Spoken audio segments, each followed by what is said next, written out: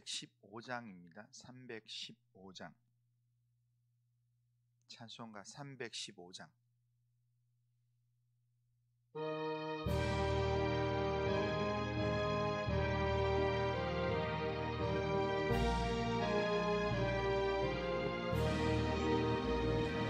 내 주 되신 주를 참 사랑하고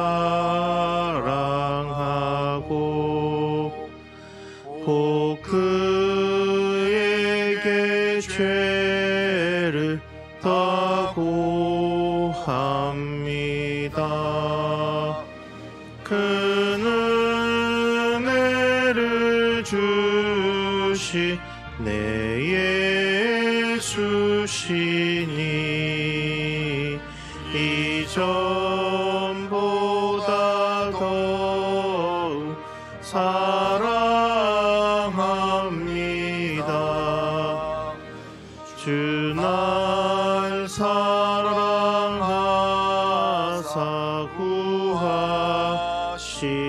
구하시려고 저 십자가 고난 당하셨도다. 그 가시관 쓰시 내 주 배우니 이전보다 더욱 사랑합니다. 내 평생에 힘쓸 그 큰 의무는 주 예수의 덕을 늘 기림이라. 숨질 때에까지 내 할 말씀은 이전보다 더욱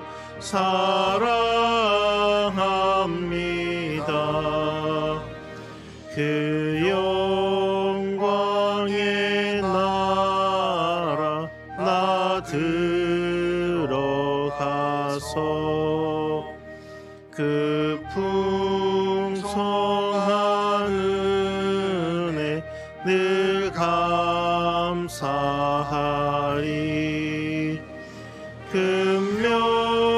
금면류관 쓰고 나 찬송할 말 이전보다 더욱 사랑합니다. 신앙 고백합니다. 나는 전능하신 아버지 하나님 천지의 창조주를 믿습니다. 나는 그의 유일하신 아들 우리 주 예수 그리스도를 믿습니다. 그는 성령으로 잉태되어 동정녀 마리아에게서 나시고 본디오 빌라도에게 고난을 받아 십자가에 못 박혀 죽으시고 장사된 지 사흘 만에 죽은 자 가운데서 다시 살아나셨으며 하늘에 오르시어 전능하신 아버지 하나님 우편에 앉아 계시다가 거기로부터 살아있는 자와 죽은 자를 심판하러 오십니다. 나는 성령을 믿으며 거룩한 공교회와 성도의 교제와 죄를 용서받는 것과 몸의 부활과 영생을 믿습니다. 아멘. 자, 하나님 말씀은 역대하 35장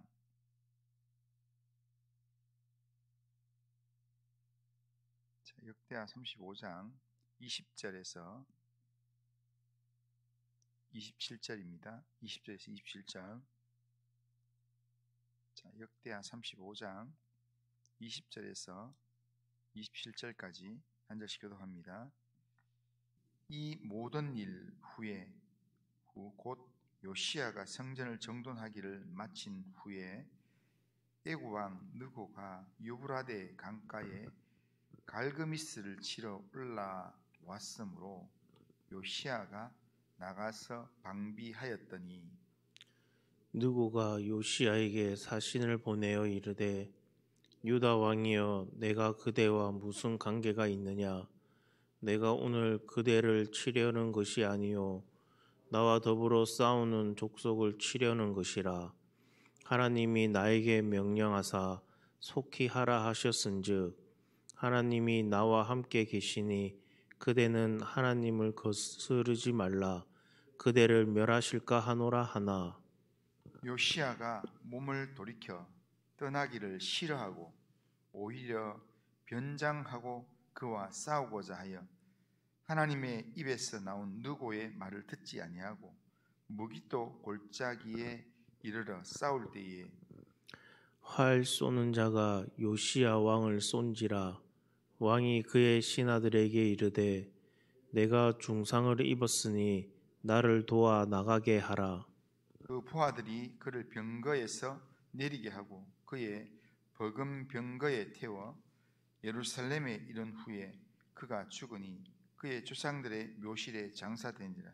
온 유다와 예루살렘 사람들이 요시야를 슬퍼하고 예레미야는 그를 위하여 애가를 지었으며 모든 노래하는 남자들과 여자들은 요시야를 슬피 노래하니 이스라엘의 규례가 되어 오늘까지 이르렀으며 그 가사는 애가 중에 기록되었더라.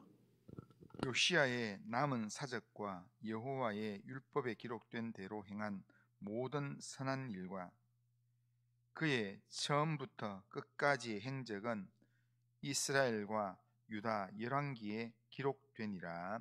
아멘. 자, 오늘 본문은 요시야 왕에 관한 마지막 내용으로 하나님과의 언약을 갱신하고 유다 전역의 유월절을 지킨 요시야가 머깃도 전투에서 죽게 되는 내용이 오늘 본문입니다. 본문 20절 보면 이 모든 일 후 곧 요시야가 성전을 정돈하기를 마친 후에 애굽 왕 느고가 유브라데 강가에 갈그미스를 치러 올라왔으므로 요시야가 나가서 방비하였더니라고 말씀합니다. 요시야가 성전을 정돈하고 율법대로 온전하게 유월절을 지킨 후에 이 전쟁의 상황이 일어났다라는 그런 말씀입니다. 그런데 애굽의 바로 느고는 유브라데 강가에 갈그미스를 치러 올라왔다라고 말하고 있습니다. 이것은 유브라데 강을 중심으로 일어난 바벨론이 당시 강대국이었던 아수르를 침공하자 지금 바벨론의 확장을 막기 위해서 남쪽에 있던 애굽이 아수르를 도와서 바벨론과 싸우려고 지금 올라가는 내용입니다. 그러므로 이 갈그미스 전투는 유다와는 직접적인 관련이 없는 전쟁입니다. 단지 유다 땅을 지나갈 뿐입니다. 그런데 요시야가 자기 땅을 지나가는 이 애굽 군대를 막았었던 것입니다. 그래서 전쟁이 일어나서 나가게 됐다는 겁니다. 그래서 21절에 보면 느고, 바로 애굽의 왕이었던 느고가 이렇게 합니다. 느고가 요시야에게 사신을 보내어 이르되 유다 왕이여 내가 그대와 무슨 관계가 있느냐 내가 오늘 그대를 치려는 것이 아니요 나와 더불어 싸우는 족속을 치려는 것이라 하나님이 나에게 명령하사 속히 하라 하셨은즉 하나님이 나와 함께 계시니 그대는 하나님을 거스르지 말라 그대를 멸할까 하노라 그렇게 말합니다. 애굽의 바로 느고는 요시야 왕에게 이 전쟁이 유다와는 관계없는 전쟁이다. 그러니까 가는 길을 막지 말아달라라고 부탁을 했습니다. 심지어 바로 느고는 자신이 갈그미스로 나아가는 것이 이게 하나님의 명을 따르는 것이다. 하나님이 이렇게 하라고 했다라고 하면서 요시야에게 지금 길을 막지 마라, 나서지 마라 라고 경고를 했습니다. 그러나 요시야는 바로 누고의 이 말을 듣지 않고 변장까지 하면서 전쟁에 나갔다가 한 신하가 쏜 활에 맞아서 결국 중상을 입었다가 결국엔 예루살렘에 와서 죽게 됩니다. 그렇다면 오늘 우리가 이 본문을 보면서 그런 생각을 해볼 수 있습니다. 하나님을 잘 섬기려고 몸부림을 쳤던 요시야 왕을 왜 하나님께서 전쟁을 통해 죽게 하셨는가라는 그런 질문을 가질 수 있습니다.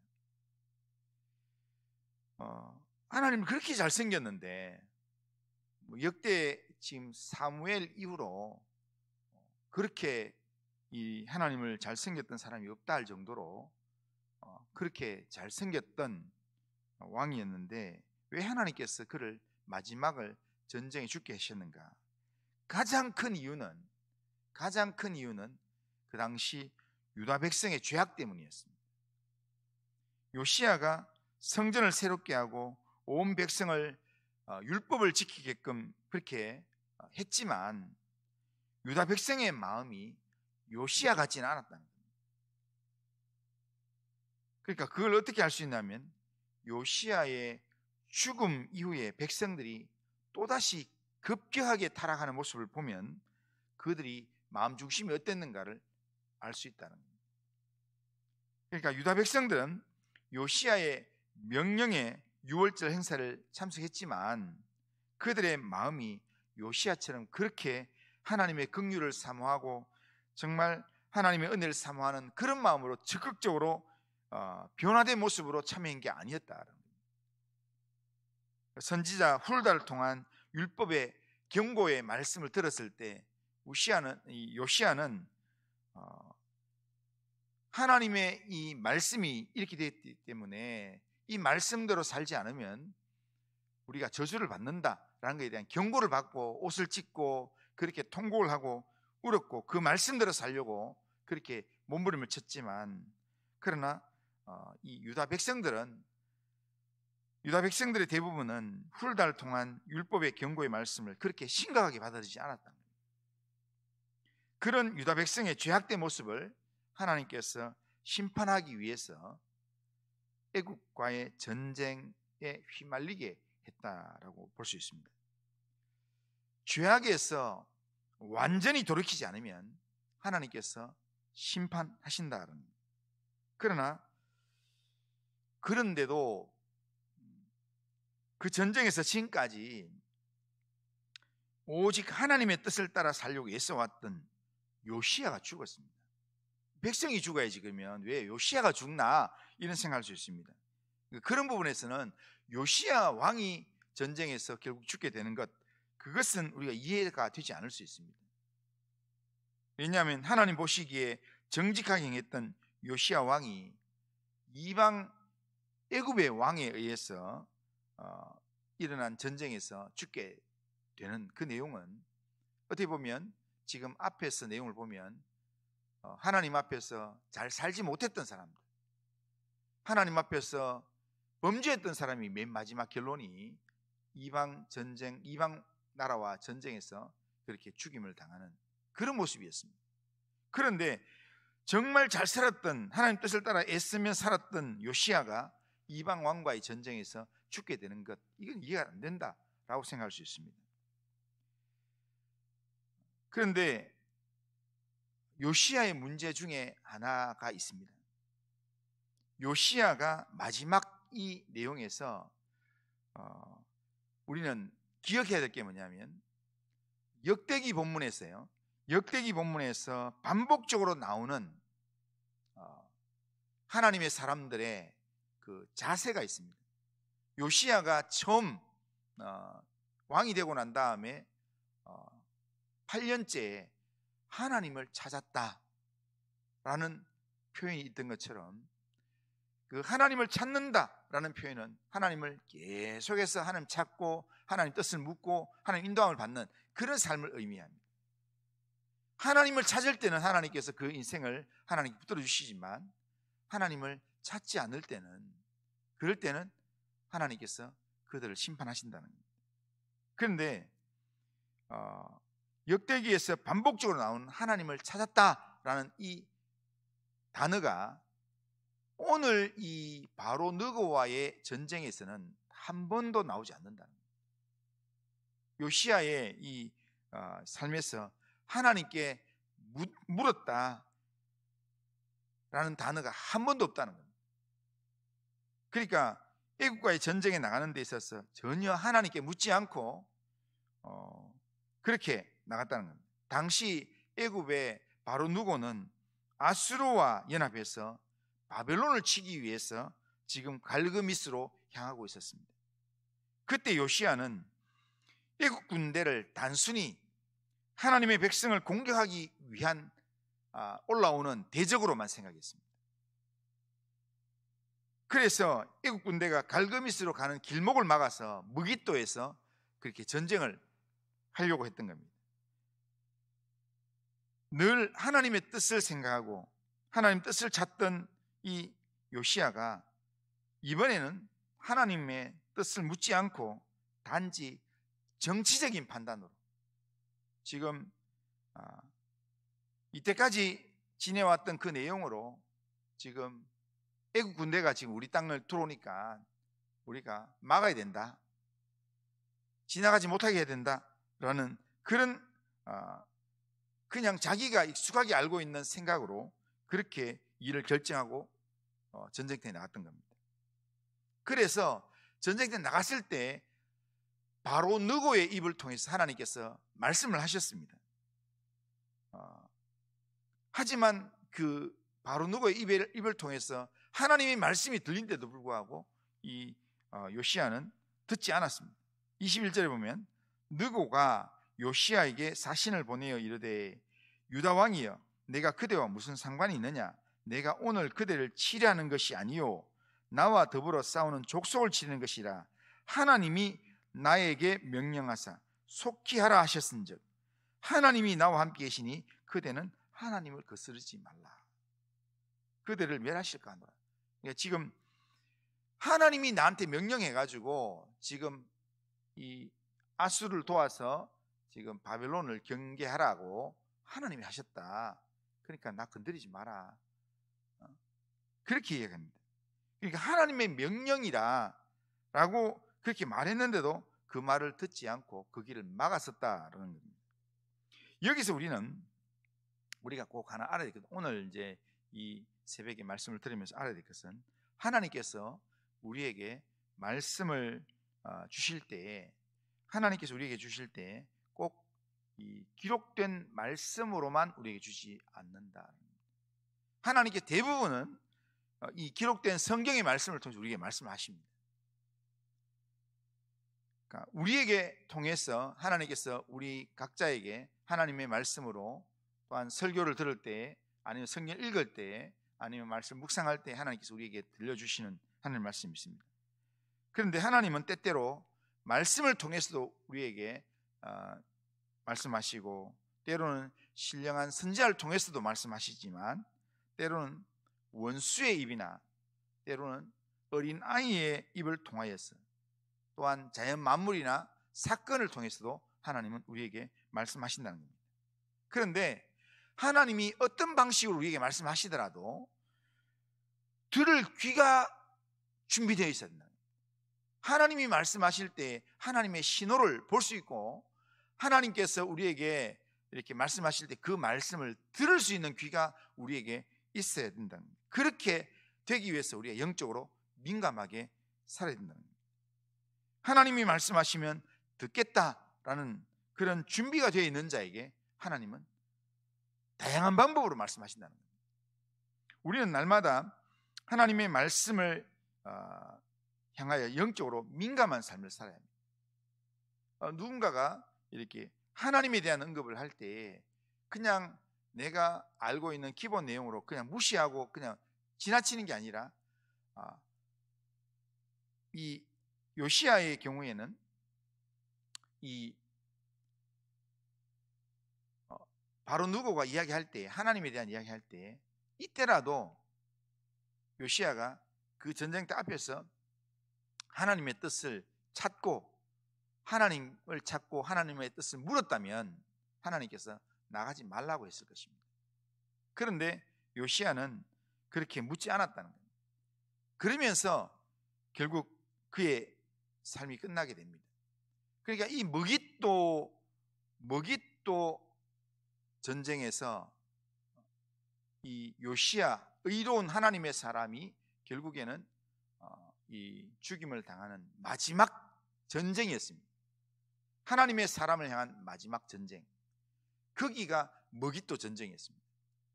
그 신약 요한계시록에 아마겟돈 전쟁이라고 나옵니다. 그러니까 아마겟돈 전쟁이 결국에는 히브리어를 헬라어로 음력을 하면서 읽어내는, 그냥 글자 그대로 읽어내는 그 내용이 아마겟돈인데, 이게 아마겟돈이 뭐냐면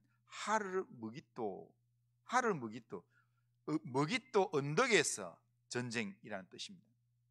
그런데 그게 이 헬라어로 이렇게 문자 그대로 읽으면서, 문자대로 읽으면서 하르므깃도를 이렇게 헬라어로 아마겟돈 이렇게 읽게 되는 겁니다.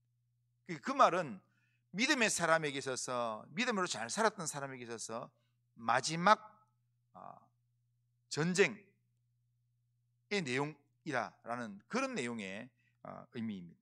우리는 우리의 주어진 이 삶에서 우리는 날마다 하나님의 음성에 민감한 삶을 살아야 합니다. 하나님께서 오늘 말씀을, 설교를 들을 때, 성경 읽을 때, 우리가 말씀 묵상할 때 하나님께서 우리에게 말씀하실 수도 있기 때문에 하나님께서 오늘 나에게 어떻게 말씀하실까를 귀를 기울여야 되고요. 그 다음에 또한 우리의 주어진 이 삶의 모든 영역에서 하나님께서 나한테 오늘 어떤 말씀하시는가 귀를 기울여야 합니다. 오늘 우리는 하나님 앞에서 열심히 산다고 하지만 실제로는 하나님께 묻지 않고 행동할 때가 참 많습니다. 그냥 어떤 부분에서는 하나님 앞에 막 엎드리는 것 같지만 어떤 부분에서는 이거는 내가 다 알고 있다, 내가 계획하는 게 다 옳은 일이다 생각하면서, 그러면서 그냥 내가 내 소견에 오른 대로, 내가 원하는 대로, 내가 하고 싶은 대로 그렇게 한다는 겁니다. 그러니까 그런 마음으로 살아가는 삶이 아니라 우리는 늘 모든 순간에 민감하게 하나님의 말씀을 향하여서 하나님이 찾고 하는 뜻을 묻는 삶을 살아야 합니다. 마음이 담기지 않는 예배의 자세는 하나님께서 반드시 심판을 하십니다.